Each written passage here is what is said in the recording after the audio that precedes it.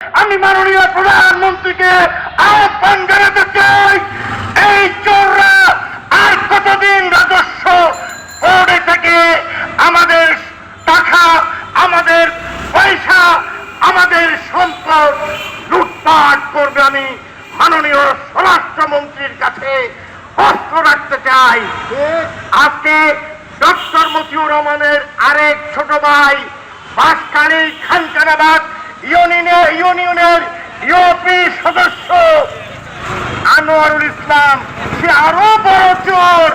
সরকার কর্তৃক চাল দেওয়া হয়েছে এই ঈদে গরিব দুঃখী মানুষের কাছে চাল পৌঁছে দেওয়ার জন্য চেয়ারম্যানের দায়িত্ব এবং ইউপি সদস্যদের দায়িত্ব। কিন্তু দুঃখজনক হলো সত্য, স্বাধীনতার পরবর্তী সময়ে আমরা বারবার দেখেছি বাংলাদেশের রাজনীতিতে ওই চেয়ারম্যানরা, মেম্বাররা সাধারণ চালের যে চাল এখান থেকেও তারা ফিরে আসতে পারেনি।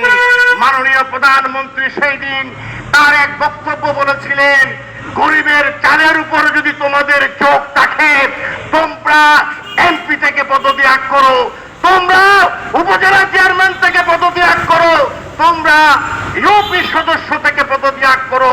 সংগ্রামী বন্ধুরা আমার, সাথীরা আমার, ওই আনোয়ারুল ইসলাম চাল চুরি করেছে। কি চুরি করেছে? কথা বলবেন। চাল চুরি করেছে, সেটি তথ্য প্রমাণ সহ গণমাধ্যমে লিখেছেন আমাদের সাংবাদিক বন্ধু, চট্টগ্রাম সাংবাদিক সংস্থার প্রচার বিষয়ক সম্পাদক দুর্দর্শ এবং চৌকুর সাংবাদিক জনাব গাজী গোফরান। গাজী গোফরান জেকে টিভিতে প্রকাশিত হওয়ার পর তার পরিবারের উপর অমানুষের অত্যাচার বেড়েছে।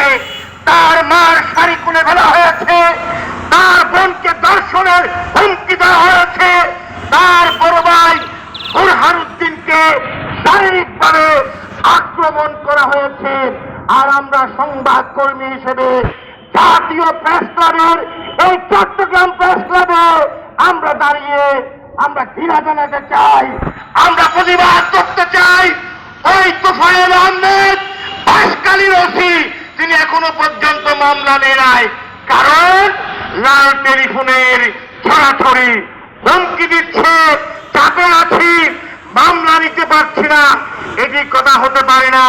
জনাব তোফায়েল সাহেব, আপনি পুলিশ বাহিনীর একজন চৌকস ওসি, আপনি সীতাকুণ্ডতে ছিলেন, আপনি মিরাসরাতে ছিলেন, আপনার কর্মকাণ্ড আমরা জানি।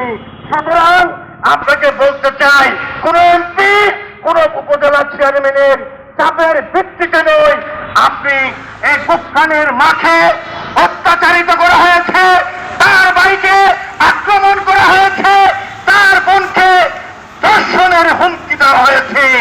অবিলম্বে 24 ঘন্টার মধ্যে আপনি মামলা গ্রহণ করুন, আপনি মামলা গ্রহণ করুন, নতুবা সোজা আঙ্গুলে যখন ঘি উঠে না, আঙ্গুল কিভাবে বাঁকা করতে হয় এদেশের সংবাদ কর্মীরা তাদের জানা আছে।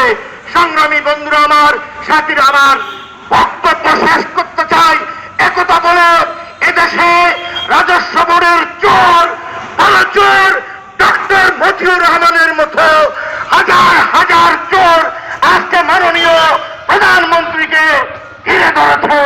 মাননীয় প্রধানমন্ত্রী গত সরকার আমলে 21 জন চোর মন্ত্রীকে নির্বাসনে পাঠিয়েছে। আমরা ভয় করি না, আমরা রাজপুতের মানুষ, আমরা সূর্য সেনের মানুষ, আমরা প্রীতিলতার মানুষ।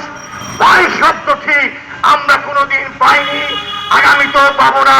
আমার বক্তব্যের পর যদি আমার বাড়ি ঘেরাও করা হয়, আমাকে মিথ্যা মামলা দেওয়া হয়, তাও আমি ভয় করি না, কারণ আমার পেছনে সনাতনের কর্মীরা, চট্টগ্রাম সাংবাদিক সংস্থার কর্মীরা, এদেশের সংবাদ কর্মীরা, সৈয়দ দিদার শফি, ওসমান হেতাসের বাসা আছে, থাকবে। আমরা চোরদেরকে বলবো, হে চোর আনোয়ারুল ইসলাম, বিখ্যাত চোর, আপনি পদত্যাগ করুন, নতুবা আগামীকাল আমরা চট্টগ্রামের বিভাগীয় কমিশনার তোফায়েল আহমেদ, চট্টগ্রাম জেলা প্রশাসক ডক্টর আবুল বাশার মোহাম্মদ ফখরুজ্জামানের কাছে আমরা স্মারকলিপি প্রদান করব। একথা বলে এদেশের পুলিশ বাহিনী তথা আমাদের পুলিশ প্রধান কৃষ্ণপদ রায়কে আমি আহ্বান জানাতে চাই, সাংবাদিকদেরকে নিরাপত্তা দিন। সাংবাদিকদেরকে নিরাপত্তা দিতে না পারলে চট্টগ্রামে কেউ থাকতে পারবে না। এই আশার সন্নিকোণ রেখে আমি আবার ফিরে যেতে চাই সে স্লোগানে, এই স্লোগানে আমার জীবন যৌবন অতিবাহিত হয়েছে। সেই স্লোগান মৃত্যুর মহিমা মুখে নিয়ে হতাশ হয়ে এক মুজিব লোকান্তরে লক্ষ মুজিব যুক্ত করে জয় বাংলার ক্ষয় নেই, বঙ্গবন্ধুর মৃত্যু নেই, হবে হবে জয়, জয় বাংলা, জয় বঙ্গবন্ধু। বলেন